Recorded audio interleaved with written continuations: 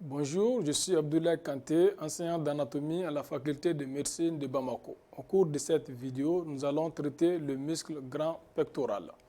Le muscle grand pectoral est un muscle thoraco-huméral, c'est-à-dire qui s'étend du thorax à l'humérus. C'est un muscle superficiel, puissant, constitué de 4 faisceaux. Donc, commençons par le faisceau claviculaire, le faisceau sternocostal supérieur, le faisceau sternocostal inférieur et le dernier faisceau qui est le faisceau abdominal. Certains auteurs ne décrivent qu'un seul faisceau sternocostal car ils rattachent le faisceau abdominal au faisceau sternocostal inférieur. Donc, voyons à présent les différentes insertions des différents faisceaux. Le faisceau claviculaire prend naissance au niveau de la partie inférieure et du tiers médial de la clavicule et se termine sur la crête du tubercule majeur. Donc, voici l'insertion du faisceau claviculaire dont les fibres sont obliques en bas et en dehors et se termine sur la partie inférieure de la crête du tubercule majeur. Le faisceau sternocostal supérieur prend naissance sur le manubrium, le premier cartilage et le deuxième cartilage et se termine sur la crête du tubercule majeur, tout comme le faisceau claviculaire.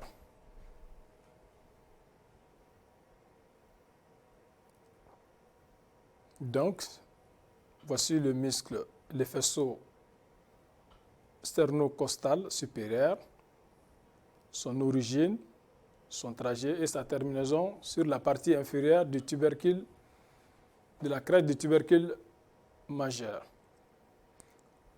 Donc voici en vue ventrale le faisceau sternocostal inférieur qui est plus volumineux. Il prend naissance sur le corps du sternum, sur le cartilage il s'insère également sur le cartilage, le deuxième, troisième, quatrième et le sixième cartilage costaux. Le faisceau inférieur va se terminer, tout comme les deux faisceaux précédemment décrits, sur la partie moyenne de la crête du tubercule majeur. Le faisceau abdominal va prendre origine sur le quatrième cartilage costal, sur l'aponevrose, sur le septième cartilage costal, l'aponevrose des muscles abdominaux et va se terminer également sur la crête du tubercule majeur au niveau de la partie supérieure. Donc le faisceau abdominal se termine au niveau de la partie supérieure de la crête du tubercule majeur.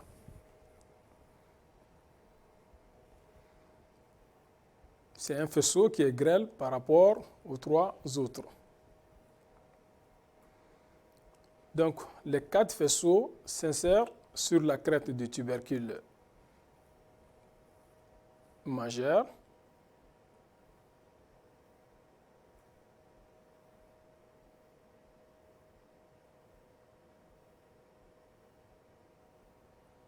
Donc, voici le muscle grand, une vue d'ensemble du muscle grand pectoral avec son insertion. Donc, à présent, voyons les rapports du muscle grand pectoral avec les autres muscles. Donc, le muscle grand pectoral va présenter un rapport avec les muscles intercostaux. Donc, voici les muscles intercostaux, c'est-à-dire des muscles entre les différentes côtes. une insertion et un rapport supérieur avec le muscle subclavier au niveau de la partie inférieure de la clavicule et avec les muscles pectoraux, le muscle pectoral droit et gauche, qui sont recouverts par les grands pectoraux. Le rapport inférieur se fait avec le muscle droit de l'abdomen, les muscles obliques externes, le muscle dentellé antérieur au niveau de ses origines, le muscle grand pectoral en vue ventrale. Donc, voici une vue latérale du muscle grand pectoral qui montre bien ces tendons d'insertion, des tendons d'insertion qui est tordu, vrillé, et qui va se terminer sur la crête du tubercule majeur. Toujours en vue latérale, les intercostaux, le muscle subclavier au niveau de la face inférieure, le muscle petit pectoral, le muscle droit de l'abdomen, les muscles obliques externes en vue latérale et le muscle dentellé antérieur avec ses digitations caractéristiques, le muscle grand pectoral. Voyons à présent le rapport du grand pectoral avec le sein chez la femme. Le grand pectoral est recouvert par un fascia, le fascia du muscle grand pectoral.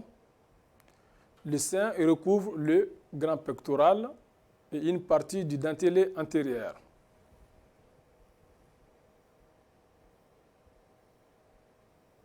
Donc voici le rapport du sein avec le muscle grand pectoral en vue latérale.